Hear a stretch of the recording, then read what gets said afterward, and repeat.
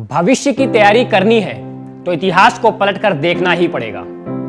Indian design league के तमाम दर्शकों को अमृतांश तिवारी का नमस्कार। यह बात सिर्फ 120 साल पुरानी है, सिर्फ इसलिए क्योंकि 2020 साल गुजर चुके हैं और उसकी तुलना में 120 साल तो कम ही है। यह उस दौर की बात है जब सिर्फ 8% लोग ही ग्रेजुएशन किया करते थे।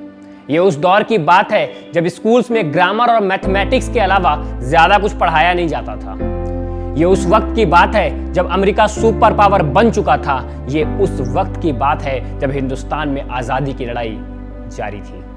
और यह उस वक्त की बात है जब पहली बार इंटीरियर शब्द डिक्शनरी से बाहर आकर लोगों की जुबान पे आया और एक दूसरे शब्द डेकोरेटर के साथ मिलकर एक नए प्रोफेशन के तौर पर देखा जाने लगा।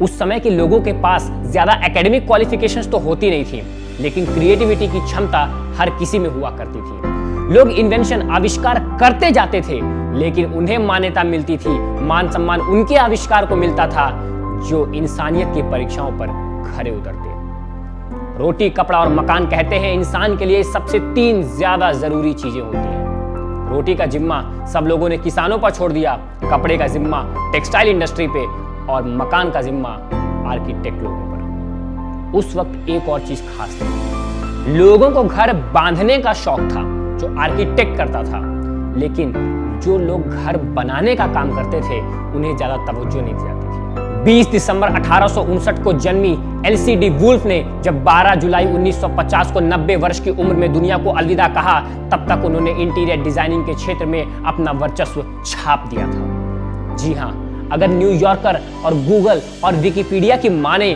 तो इंटीरियर डेकोरेशन और इंटीरियर डिजाइनिंग को प्रोफेशनल तौर पे लाने का श्रेय अगर किसी को जाता है तो काफी हद तक डी वुल्फ ही इसकी जिम्मेदार है। और वो एक रात में डिजाइनर या डेकोरेटर नहीं बन पाई थी, ये उनके बचपन के ही शौक थे।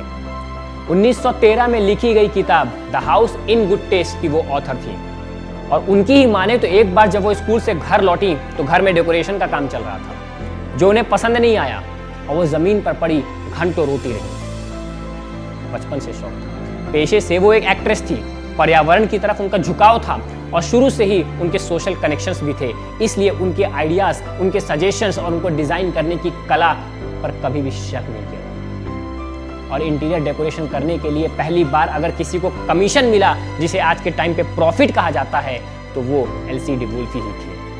कोरोना ने दुनिया के हर कोने में बसे हर देश के इतिहास में एक पन्ना अपना भी जोड़ दिया है। तो अब वक्त आ चुका है कि जो लोग इंटीरियर डिजाइनिंग या डेकोरेशन या इंटीरियर स्टाइलिंग में अपना भविष्य निर्माण करना चाहते थे, वे कमर कस लें, चीजें बदलने वाली ठीक उसी तरह जैसे 120 साल पहले बदली थी। आइसोलेशन की वजह से अभी माहौल ऐसा है कि हर कोई चाहता है कि घर में एक कमरा एक्स्ट्रा बनवाया जाए।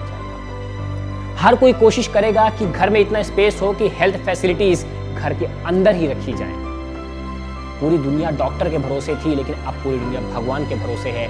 ऐसे में हर कोई कोशिश करेगा कि अगर घर बनाया जाए तो उसका वास्तु सही हो। पिछले दौर में और आज के दौर में एक ही समानता है, एजुकेशन तब भी बदला था और एजुकेशन फिर से बदल रहा है। क्रांति की भीड़ में एक नया प्रोफेशन बनाने का जज्बा एलसीडी वुल्फ के अंदर था और उन्होंने किया। और आज सर्वाइवल की इस जंग में क्या ऐसा जज्बा आप लोगों के पास है?